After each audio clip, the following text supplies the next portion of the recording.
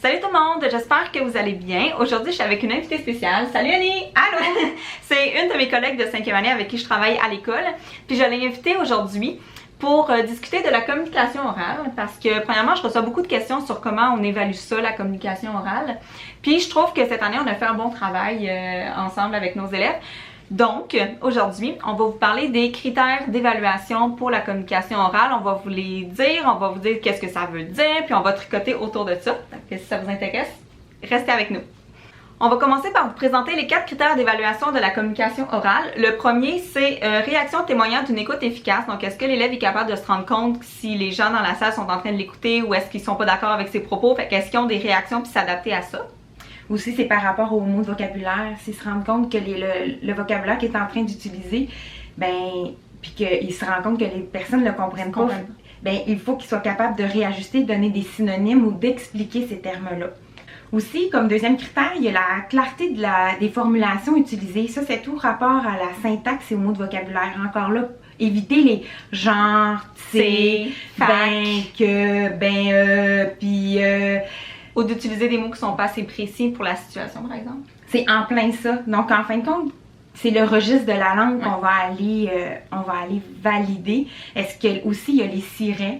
Donc, on entend souvent. Donc, c'est certain qu'il ne faut pas aller corriger l'enfant s'il est dans une présentation orale à l'avant. Sauf que s'il va être dans un contexte où est-ce qu'on discute avec lui, où est-ce qu'on est lors d'une entrevue, où est-ce qu'on est en train juste en diade, on est en train de donner notre opinion, mais de ne pas hésiter à corriger les formulations.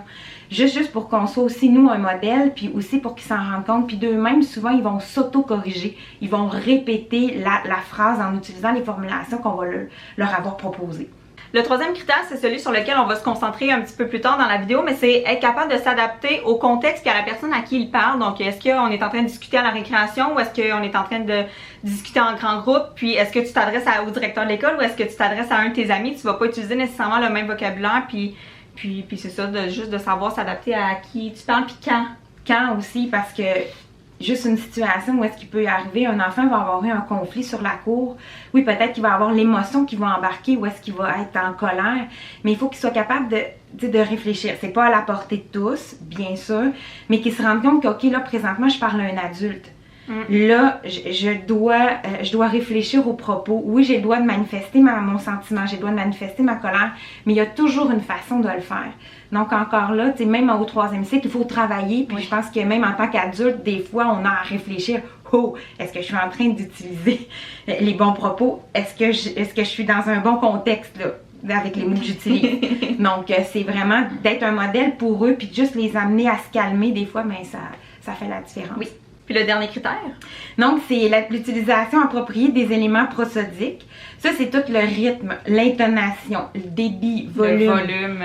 Une présentation qui se dit hyper vite, vraiment vite. Ça déboule, ça défile parce que l'enfant est stressé.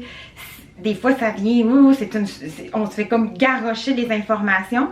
Puis dans un autre contexte, où est-ce qu'il y a un enfant qui va parler très lentement, puis qui va prendre son temps pour tout dire, je pense que c'est autant ardu à suivre, puis à rester concentré à ce qu'il va dire, parce que là, tu perds le fil de ce qui est en train de se dire. Donc, ça me fait penser à une élève cette année qui a parlé vraiment rapidement dans sa présentation orale, parce qu'on avait dit que c'était environ 5 minutes. Puis là, elle voulait que toutes ces informations rentrent dans les 5 minutes. Fait qu'elle s'est mise à parler super vite. Elle dit, mais oui, mais c'est parce que j'avais juste 5 minutes. Je dis, oui, mais peut-être qu'il aurait fallu que tu sélectionnes tes informations, tu n'étais pas obligé de tout dire. Mais tu sais, ça lui a nuit dans ce sens-là, mais elle voulait tellement dire de choses que ça n'a pas rentré, mais bref, ça m'a fait penser à ça. Puis aussi, c'est toujours de travailler le volume. Moi, je suis dans un contexte présentement où est-ce que je suis en co-enseignement, où est-ce que il y a plusieurs moments dans la journée où est-ce qu'on n'est pas, tu sais, j'ai pas seulement mon groupe, on est 52 élèves assis ensemble. Puis souvent, les enfants vont parler tout bas. Puis tu sais, nous, on va faire juste le signe, juste de monter, parce que en fin de compte, si je suis à côté de toi, je vais plus chuchoter pour être sûr que c'est juste toi qui vas comprendre. Mais alors que si on est dans un contexte où est-ce qu'on est plusieurs personnes, là, il va juste falloir monter le niveau de voix pour que ainsi tout le monde puisse t'entendre. Puis même chose, c'est les élèves qui ont tendance à parler vers le tableau.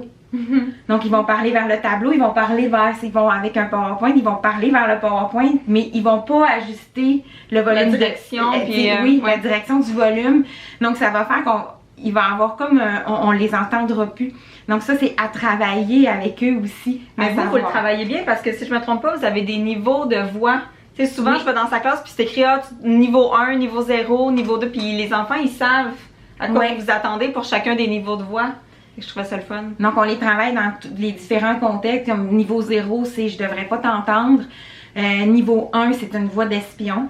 Donc, c'est juste la personne qui est à côté de toi qui doit t'entendre. Niveau 2, c'est que là, on est 2-3 personnes ensemble, puis on est capable de se comprendre, mais je devrais pas être capable de discerner les propos ce que tu es en train de dire, de ceux des autres alentours.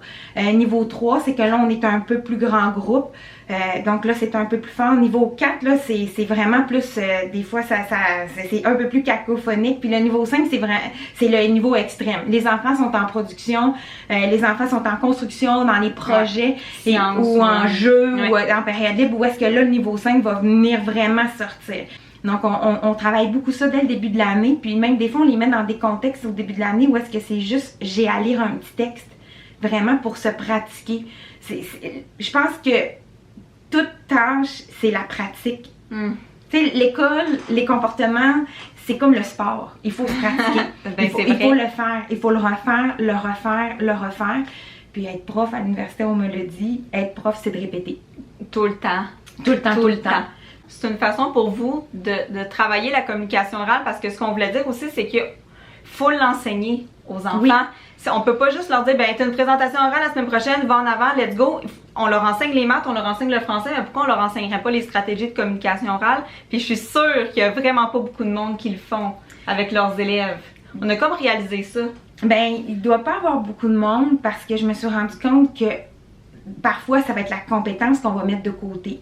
Ça va être la compétence qu'on va dire, je vais te donner la feuille, voici le sujet, telle date tu présentes, puis on va l'envoyer à la maison. Donc, souvent, c'est ça. Il y a quelques années, avec ma collègue de co-enseignement, on s'est dit non, c'est une compétence aussi importante que lire et écrire, puis d'autant plus que c'est la compétence qui te permet d'entrer en communication avec ton entourage. Donc, c'est pour ça que nous, on a décidé de mettre des périodes à l'horaire. Est-ce qu'on les met à chaque semaine? Non. Mais quand on vit un temps fort, où est-ce qu'on on est dans les présentations orales, ben on va avoir 1, 2, même 3 heures consacrées à la compétence communiquée dans notre semaine. Où est-ce que l'enfant va, oui, on va lui avoir présenté le sujet de communication, X, Y, Z, là, mais on va lui donner des temps pour se pratiquer en classe. Donc, de cette façon-là, on est là pour le guider là-dedans. Parce qu'à la maison, on ne sait pas ce qu'il fait, puis les parents, ils sont pas nécessairement capables de... Ils font de leur mieux, les parents. Oui. Ils font vraiment de leur mieux, mais tu sais, on en discutait, ça va revenir à « Bonjour, je m'appelle Annie. Aujourd'hui, je vais vous présenter un tel sujet. » Puis aussi, quand l'enfant se pratique en classe, il peut venir déjà nous le faire avant le moment critique. Puis là, on peut lui le guider. « Ah, t'as parlé trop vite. Ah, il y a 2-3 mots de vocabulaire, là. Est-ce que tu es certain que celui-là, est-ce que tu comprends? » Ça veut dire? Donc là, l'enfant, il sait ou il sait pas, puis ça lui donne juste un temps après ça pour aller valider. Puis ça fait juste que ça enrichit sa présentation orale. Puis il va être meilleur pour les prochaines fois parce qu'il y a eu je sais pas le mot en français, mais le feedback du prof ou même de ses collègues de classe aussi. Des fois, ils se pratiquent à 2. Puis je les entends, puis des fois, c'est ils se donnent des conseils entre eux, mais c'est ça, ils ont besoin de ça, il faut le faire. Puis encore là, quand ils se pratiquent à 2, on est dans un contexte où est-ce qu'ils communiquent ensemble. Parce que l'élève a dû écouter l'autre, puis écouter l'autre fait partie de la compétence communiquée. Et puis je le répète tout le temps, je dis, j'évalue autant la personne qui est en avant en train de présenter que toi qui es assis en train de l'écouter. Parce que c'est moitié-moitié dans ma tête. Il faut que tu sois capable de communiquer, que tu sois capable d'écouter. C'est ça une conversation. En plein ça.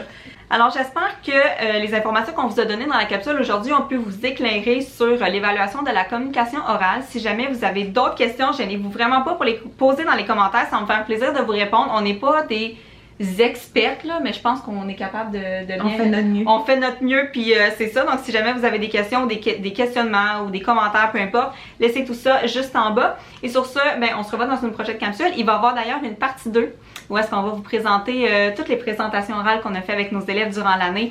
Fait que soyez à l'affût parce que c'est une bien belle capsule. Donc voilà, merci Annie d'être venue. Ça m'a fait plaisir d'être là, Marie-Fleur. À la prochaine!